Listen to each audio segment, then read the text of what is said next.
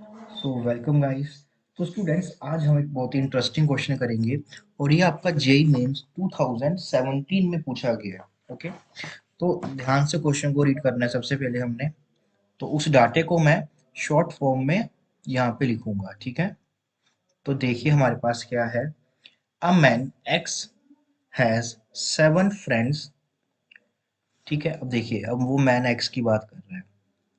इसके पास total 7 friends हैं। 4 of them are ladies and 3 are man, है ना।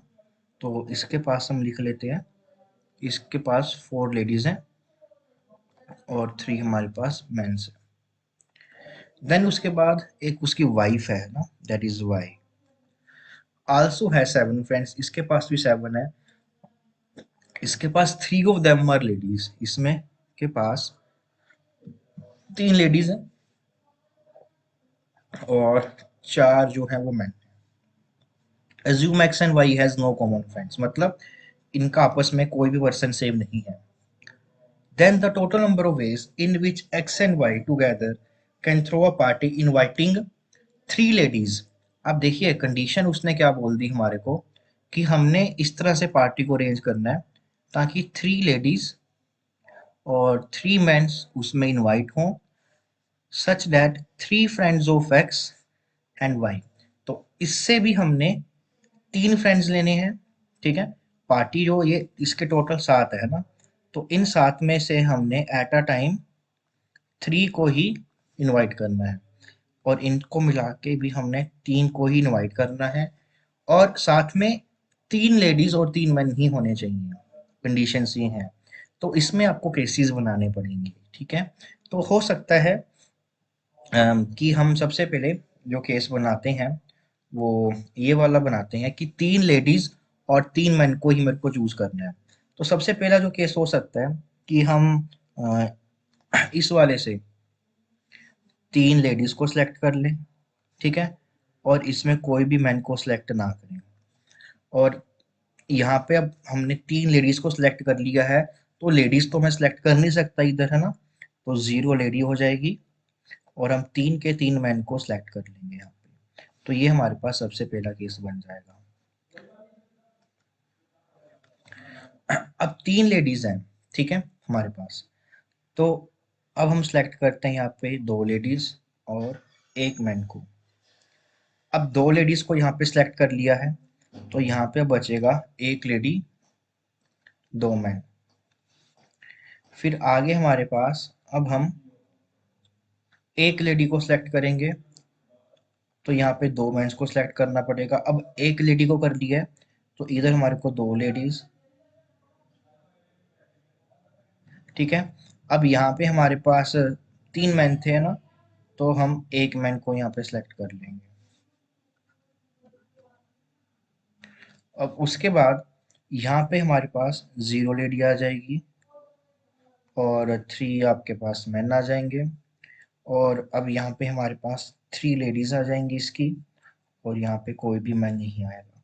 तो ऑल पॉसिबल कंडीशंस को हमने देखते हुए ये सारे के सारे केसेस को बना लिया है। बस अभी हमें काउंटिंग करनी है, तो अभी देखिए काउंटिंग करते हैं हम, ठीक है। तो मैं थोड़ा सा यहीं पे कर देता हूँ ना इसकी काउंटिंग, अच्छा रहेगा। तो अब देखिए यहाँ पे मेरे को, यहाँ पे बेसिकली 4 लेडीज पड़ी हैं, ठीक है। यहाँ पे मेरे को 3 लेडीज चाहिए, दैट इज 4C3। 4 में से कोई भी 3 लेडीज को हमने सेलेक्ट कर लिया। फिर यहाँ पे तो अब हमारे को कोई भी मैन यहाँ पे सिलेक्ट नहीं करना है ना। तो 3 में से आपने, अब देखिए इसको मल्टीप्लाई बाई 0 मत कर देना है ना, मैं आपको कंफ्यूजन के लिए।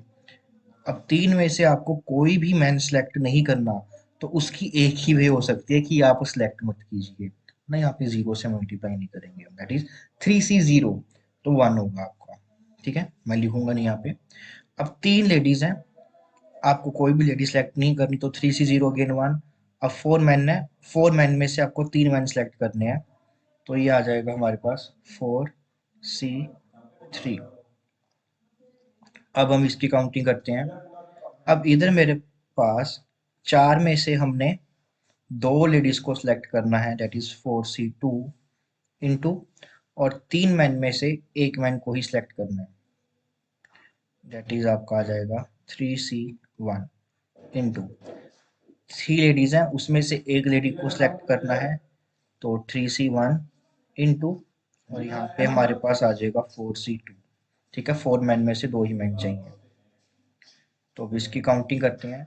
4 में से एक लेडी सेलेक्ट करनी है, दैट इज 4C1 इंटू 3 में से 2, दैट इज 3C2 इंटू 3 में से 2, दैट इज 3C2 इंटू 4 में से एक, दैट इज 4C1।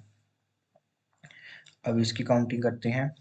कोई भी लेडी नहीं करनी, 3 मैन है तो 3C3 मल्टीप्लाई 3 लेडीज हैं तो यहाँ पे भी आपका 3C3। ठीक है, देखिए आपको ना कुछ रिजल्ट से याद रखने हैं कि जो आपके पास NCN होता है वो 1 होता है, और NC1 is equal to NCN-1, है ना। तो ये आपके पास n होता है। अगर आप ये दो रिजल्ट याद रखोगे तो आपको कैलकुलेशन बहुत आसानी से आप कर लोगे। ठीक है, तो मैं फर्स्ट केस की लिख रहा हूँ, that is 4C3, that is NCN-1। तो ये आपके पास कितना हो जाएगा, n हो जाएगा हमारे पास। ठीक है, तो यहाँ पे हमारे पास पहले केस में आ जाएगा 4 multiply by 4 which is equal to 16। मैं दूसरे केस की काउंटिंग कर रहा हूँ यहाँ पे। तो यहाँ पे 4C2 है ना, जब आप 4C2 को काउंट करोगे तो इसको काउंट कर लेते हैं, दैट इज हम 3 into 2 factorial divided by 2 factorial into 2 factorial, तो इससे कटेगा तो आपके पास आ जाएगा 6 इंटू 3C1 आपका 3 होगा, 3C1 आपका अगेन 3 होगा, और 4C2 आपका अगेन 6 हो जाएगा। तो ये आपके पास बेसिकली बन जाएगा 18 multiply by 18 which is 18 square, और वो होता है हमारा 324। तीसरा केस है 4C1, दैट इज 4, 3C2 आपका 3 होगा, 3C2 फिर से 3 होगा, 4C1 4 होगा, तो ये हमारे पास बन जाएगा 12 इंटू 12 विच इज 144। अब लास्ट केस 3C3 आपका 1 होगा और 3C3 आपका 1 होगा, तो डेट मीन्स आपका 1 आ जाएगा। अब हमने इन सभी को ऐड कर देना है, डेट इज,